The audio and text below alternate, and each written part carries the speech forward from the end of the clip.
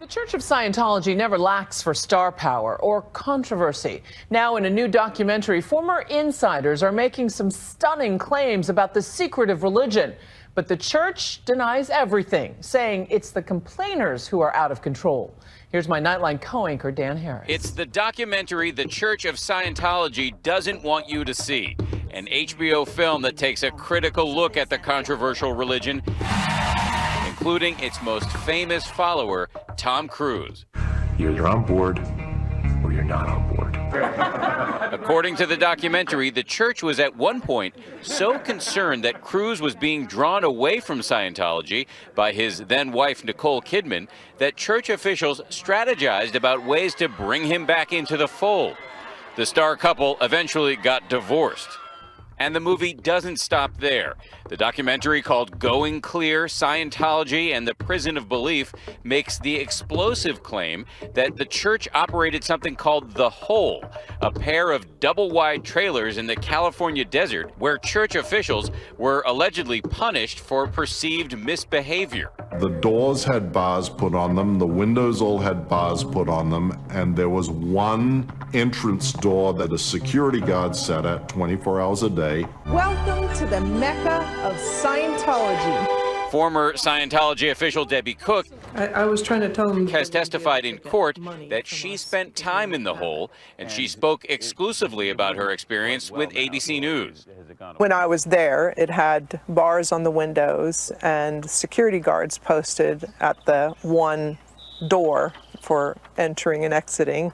And this is where a number of Scientology executives from management level were held for varying lengths of time. And when you're in there, can you leave? No, you cannot. Cook claims she was in the hole for 7 weeks, during which time she says she was repeatedly made to confess her sins. People are screaming at you, sometimes slapping you, and in some cases, sometimes you're made to stand in a trash can and water's poured over you. That happened to you?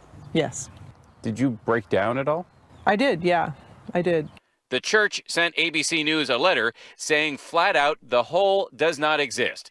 The church did say that Cook voluntarily participated in their program of religious discipline, but that she was not taken there by force or held against her will, and that her account of what went on is inaccurate and misleading.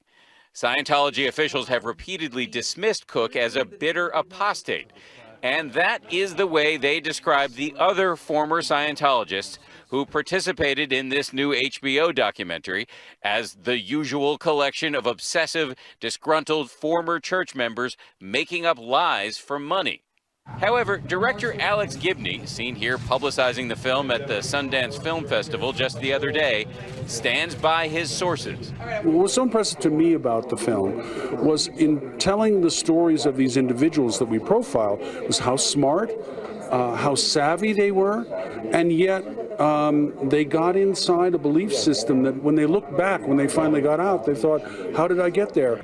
This new HBO movie is by no means the first public relations challenge for the church. Tom Cruise, Scientologist. There was this leaked internal video of Tom Cruise. I do what I can, and I do it the way I do everything.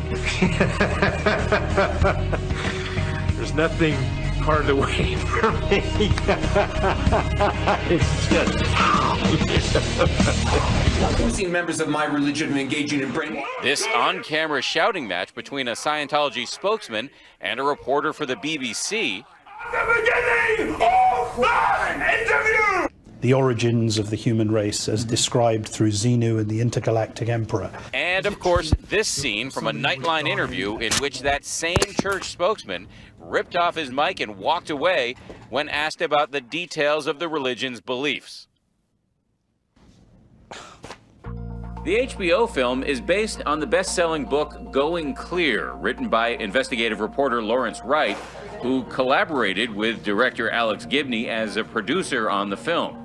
When I finished the book, I sent him a galley just hoping that he'd be interested, because it would take a very courageous filmmaker and a great storyteller to bring this documentary to life. One former Scientologist who is featured in both the book and the new movie is Mike Rinder, a former spokesman for and fierce defender of the church who later left and became a very public critic. They don't like it when anybody challenges them because they sort of have this mindset of, look, we're a religion, so what we say goes and nobody can challenge it.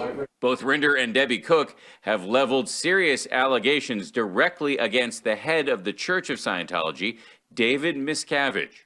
One quality that has always set us apart is that we are unselfish. Miscavige, who has led the church since 1986, is famously close with Tom Cruise. I have never met a more competent, a more intelligent, a more tolerant, a more compassionate being.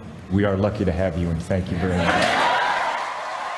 But Debbie Cook testified in open court that she saw Miscavige punch a fellow Scientology executive.